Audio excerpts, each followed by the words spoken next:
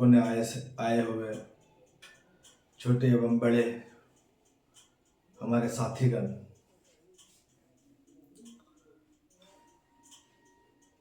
खास करके हमारे बाबूलाल शिक्षक जी, सभी को अंबेडकर विचार मंच रजौन धुरिया विधानसभा क्षेत्र की तरफ से मैं सभी को जय भीम और नमो बुद्धाय पेश करता हूँ। आज का मुद्दा जो है वो है धुरिया विधानसभा क्षेत्र से प्रवासी मजदूर आखिर क्यों प्रवासी बन जाते हैं। दोस्तों, ये बहुत दुख की बात है कि मंदिर में कोई दान बाहर मांगता है और मंदिर में कोई दान भीतर मांगता है। फर्क सिर्फ इतना है कि मंदिर में जो बाहर दान मांगता है वो दान भीख कहलाते हैं और मंदिर के अंदर जो दान मांगता है वो दान भीख नहीं कहलाते हैं। दोस्तों, ये फर्क की बात है और ये समझदारी की बात है, क्योंकि मांग तो दोनों रहा है। कोई मांग रहा है चंद भर पैसा, कोई मांग रहा है धन भर पैसा। मांग तो सभी रहा है, ऐसा नहीं है कि कोई और कहा जाए भिखमंगा दोनों है। ठीक उसी प्रकार हमारे समाज में कमाने के लिए तो लोग सभी जगह जाते हैं, लेकिन कमाने का जाने का तरीका अलग अलग होते हैं। जब हम दिल्ली, बम्बई, मद्रास, कलकत्ता बड़े बड़े महानगर कमाने के लिए जाते हैं और जब हम रिजर्वेशन टिकट करा के जाते हैं और साथ में हमारी फैमिली जाते हैं, साथ में हमारी फैमिली आते हैं, साथ में हमारे बच्चे जाते हैं, साथ में हमारे बच्चे आते हैं, वो कमाना और फिर वही लोग जो व्यक्ति अपने समाज में, अपने गांव में अपने बीबी और अपने बच्चे को छोड़कर किसी से 500 रुपया, 1000 रुपया, 2000 रुपया कर्ज लेकर अपने झोले में रोटी या सत्तू लेकर जनरल बोगी में कमाने के लिए प्रवासी मजदूर होते हैं। दोनों में फर्क है। मैं इन लोगों के लिए बात करता हूं जो लोग प्रवासी मजदूर अपने समाज को, अपने बीबी, अपने बच्चे, अपने नन्हे, अपने माँ और अपने पिताजी को छोड़कर दूसरों से 1000-2000 पैसा लेकर महानगर कमाने के लिए जाते हैं और वहाँ से वो कुछ नहीं, जितना उसको रियल मजदूरी होता है उतना ही वहाँ रियल मजदूरी दिया जाता है और वो रियल मजदूरी हमारे धुरिया विधानसभा में मिल सकता है, परंतु हमको हक और अधिकार छीन कर हमें मजबूर कर दिया जाता है बाहर जाने के लिए। इस बात को हम लोग जितना जल्दी जान जाएंगे, इस बात को जितना जल्दी हम लोग समझ जाएंगे, उतना ही हम लोगों का जल्दीबाजी उद्धार हो जाएगा, नहीं विकास हो जाएगा। दोस्तों, ये प्रवासी मजदूर बाहर जाने के लिए मजबूर तो होते हैं, लेकिन इसका मुख्य क्या कारण है, इनका कौन कारण है? आखिर ये प्रवासी मजदूर बाहर क्यों जाते हैं? आखिर कोई से भेजता है या खुद में अपने मजबूरी से चला जाता है, या इनका अपना शौक है? शौक एक दिन, शौक 2 दिन, शौक कुछ देर के लिए रह सकता है, लेकिन शौक सदियों के लिए नहीं रह सकता है। शौक मेरा पिताजी, मैं और मेरा बच्चा तीनों दर पीढ़ी दर प्रवासी मजदूर नहीं बन सकते हैं। शौक किसी एक व्यक्ति को 1 दिन, 2 दिन, 4 दिन, महीना दिन के लिए रह सकता है, लेकिन जिंदगी पुश्तों तक नहीं रह सकता है। ये प्रवासी मजदूर हमें बनाया जाता है, हमारे हक, हमारे अधिकार, हमारी जरूरत की आवाज छीन लिया जाता है और हम उसके बाद हम प्रवासी मजदूर बन जाते हैं। वो भी कैसे, ध्यान से देखिएगा। इसका जिम्मेदार कौन है? जिम्मेदार प्रवासी मजदूर बनने के लिए कोई जिम्मेदार है, कोई हमें प्रवासी मजदूर बनाता है। मैंने कहा मुझे कोई प्रवासी मजदूर बनाता है, मैं स्वयं नहीं बनता। पहला स्तर है इनका शिक्षा का स्तर।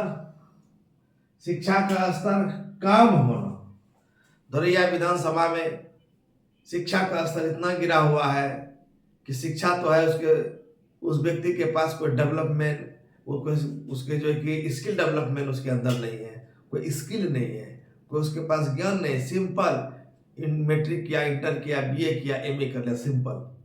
और उस व्यक्ति को जब जरूरत पड़ेगा, बोलेगा कि एक एप्लीकेशन लिखने के लिए, तो वो एप्लीकेशन भी नहीं लिख पाता है। वैसे लोग को शिक्षा से कमजोर किया गया है, सिर्फ उसके नाम पर उसको डिग्री दिया गया है और उनको कुछ नहीं दिया गया है। यदि उनको स्किल डेवलपमेंट रहता, वो कुछ ना कुछ करके, कुछ हुनर रहता, कुछ ना कुछ करके खा लेता है। ये स्किल डेवलपमेंट या स्किल उसके अंदर जो नहीं डेवलप हुआ, इसका कारण हम लोग और आप लोग नहीं है। इसका जिम्मेदार अगर कोई है तो पहला है गार्जियन, और दूसरा है इस देश को, इस मुल्क को चलाने वाले लोग, इस समाज को चलाने वाले लोग, शासन सत्ता और राजनीतिक सत्ता, ये लोग जिम्मेदार होते हैं। दूसरा है ग्रामीण क्षेत्र का नेता। कुछ नेता ग्रामीण क्षेत्र का है और वो वार्ड बन जाते हैं, सरपंच बन जाते हैं, पंच बन जाते हैं, मुखिया बन जाते हैं, और वो अपने आप को विकास करने में लग जाते हैं। और कुछ मुखिया में, कुछ पंच में, कुछ वार्ड में ऐसा स्थिति है कि उन्हें अपना हक और अधिकार भी मालूम नहीं पड़ता, और उन्हें जो है कि हम क्या पोस्ट पर है उसे ये भी मालूम नहीं होता, और उसका 5 साल बीत जाता है। कुछ मुखिया, सरपंच, जिला परिषद, वार्ड ऐसे हैं कि सिर्फ शोक भोग विलास में, दारू गांजा मुर्गा में रह जाते हैं, और उसका 5 साल बीत जाता है। वो अपने समाज को हित में कोई भी काम नहीं कर पाता है। इसके कारण भी मजदूर प्रवासी होने के लिए मजबूर हो जाते हैं। दूसरी का प्रखंड स्तरीय जितने भी नेता हैं, आपका प्रखंड स्तरीय जो नेता है, जैसे कि विधायक है आपका प्रखंड स्तरीय नेता, एमपी तो जिला वर्ग के लिए होता है, इसमें तो बहुत बड़ा पावर होता है। लेकिन हम विधायक के लिए बात करेंगे, अगर एक विधायक चाहे तो यानी कि एक एमएलए चाहे तो पूरे प्रखंड के स्तरीय वो सुधार सकता है। अब वो बोलिए कैसे? विधायक का काम है बड़ा बड़ा योजना लाना, बड़े बड़े काम करवाना, अच्छे अच्छे मुद्दों पर बहस करना, ताकि विधायक का काम ये नहीं है कि मेज पर चढ़कर 4 ठो शायरी सुना देना, अच्छे बात कर देना, तालियों का गड़गड़ाहट ले लेना, 10 ठो उसको सलामी ठोके। विधायक का वो काम नहीं है। जो भी विधायक बनते हैं अपने आप को शेर खान समझने लगते हैं, अपने आप को गुलाम नहीं समझते हैं, अपने आप को जनता का सेवक नहीं समझते हैं, वो अपने आप को वरिष्ठ नागरिक समझने लगते हैं, वो जनता का मालिक समझने लगते हैं, जबकि वो जनता का नौकर हुआ करते हैं। दोस्तों, वैसे लोग के कारण भी परिवारी मजदूर जो है प्रवासी होने के लिए मजबूर हो जाते हैं। क्योंकि धोरैया विधानसभा में एक विधायक हुए, उसका नाम था रामरूप हरिजन। रामरूप हरिजन ने धोरैया विधानसभा में एक शराब फैक्ट्री लगाया था, और शराब फैक्ट्री में धोरैया विधानसभा के ही लोग खटते थे। तो कुछ ना कुछ उनमें लोग इन्वेस्ट जो कि काम करते थे, तो अच्छा लोगों को जो कि बाहर जाने के लिए समय नहीं मिलता था, इसी में एंगेज हो जाते थे। ठीक उसी प्रकार यदि हमारे धोरैया विधानसभा में हमारे जो नेता है, नेतागण जो है, हमारे जो विधायक है, अगर वो धोरैया और रजौन में कम से कम 2 फैक्ट्री लगवा देगा, शायद हमारा थोड़ा सा कम से कम 20% प्रवासी होने के लिए बच जाएगा। 100 में 70% प्रवासी होता है, उसमें अगर 20% बचा लेता है तो उसके पास जो है कि कम से कम 50% जो है कि प्रवासी बचेगा। फिर अगला योजना में इसी तरह करके कुछ ग्रामीण नेता प्रवासी के लिए कोई काम योजना लाएंगे, कुछ प्रखंडीय स्तरीय कुछ लाएंगे, तो इसी प्रकार अगर सब अपना अपना क्षेत्र में काम कर लेंगे, सब अपना अपना क्षेत्र में स्किल को डेवलपमेंट करवा लेंगे और उस स्किल डेवलपमेंट में, फैक्ट्री लगाने में, उद्योग लगाने में अगर व्यस्तता रहेंगे तो हमारा प्रवासी मजदूर रुक सकता है। लेकिन धोरिया विधानसभा के विधायक जो भी हैं वो हमारा इस तरह का योजना नहीं लाएंगे। क्यों नहीं लाएंगे? इसका क्या पीछे राज है, क्या कारण है? क्योंकि यदि वो कोई फैक्ट्री लाएगा तो फैक्ट्री में शिक्षित लोगों की जरूरत होगी, तो उसे शिक्षा स्तर सुधारना पड़ेगा। शिक्षा का स्तर सुधारने के लिए उन्हें शिक्षा का व्यवस्था को सही करना पड़ेगा। और यदि लोग शिक्षित हो जाएंगे तो मेरे तरह उससे सवाल पूछने लगेंगे। तो बताइए कि आप धोरिया विधानसभा में हरिजन का सीट होते हुए, यानी एससी का सीट होते हुए, एससी के लिए डेवलप के लिए क्या किए? एससी के उत्थान के लिए आपने क्या किए? कुछ नहीं किए। मेरे दोस्त, धोरिया विधानसभा में यदि नया उद्योग नहीं है, नया उद्योग कुछ भी नहीं है, कहीं है भी नहीं। बड़े पैमाने के उद्योग विधायक लगा सकते हैं, लेकिन विधायक ये सब नहीं कर पा रहे हैं। दोस्तों, सबसे पहले हम लोग शिक्षित हो जाए। शिक्षित हो जाने के बाद, शिक्षित के साथ साथ हमारे अंदर स्किल होना चाहिए। ऐसा नहीं सिर्फ शिक्षित हो जाना चाहिए, क्योंकि कहा है, बाबा साहब अम्बेडकर ने कहा, शिक्षा वो शेरनी का दूध है, जो पिएगा वो शेर की तरह दहाड़ेगा, और जो नहीं पिएगा वो गिदड़ ही रह जाएगा। इसलिए मेरे दोस्त, जिसके अंदर शिक्षा है, जिसके हाथ में कलम है, वो शेर की तरह दहाड़ता है और वो प्रवासी नहीं होता है। आप देखिएगा, जो पढ़ा लिखा टैलेंट जिसमें है वो प्रवासी नहीं होता है। खास करके प्रवासी वही होता है जो सिंपल जिंदगी में जी लेते हैं, सिंपल पढ़ाई कर लेते हैं, वही प्रवासी होते हैं। कुछ ना कुछ हुनर रखिए अपने अंदर, आपको प्रवासी होने में मजबूर नहीं किया जाएगा। और दूसरी बात कि हुनर के साथ साथ हम राजनीतिक सत्ता में भागीदारी लें। राजनीतिक सत्ता में जब हम भागीदारी लेंगे तो हमारे भीतर का जो दर्द है वो बाहर आएगा, और वो दर्द के हिसाब से जब हम वोट करेंगे तो हमें अच्छे विधायक मिलेंगे। हमें जब अच्छे विधायक मिलेंगे तो हमारे क्षेत्र में अच्छे काम होंगे, और उसके बाद हमारे जो पीढ़ियां हैं वो अच्छे पीढ़ियां में तब्दील हो जाएंगे, वो प्रवासी होने से बच जाएंगे। बिहार में ही ऐसा योजना लाया जाए जिसमें कि बिहार की दिन दशा सुधारी जाए। कम से कम एक विधायक भी ऐसा कदम उठाता है तो पूरे बिहार में इस चीज का प्रभाव पड़ने लगेगा। जैसे कि आप गुजरात में देखे होंगे, गुजराती को कभी कमाते हुए देखे हैं यहाँ आकर बिहार में, या कहीं आप दिल्ली भड़का कमाते हैं? कभी गुजराती को देखे कि ये व्यक्ति गुजरात से आए हैं कमाने के लिए? क्यों नहीं देखे हैं?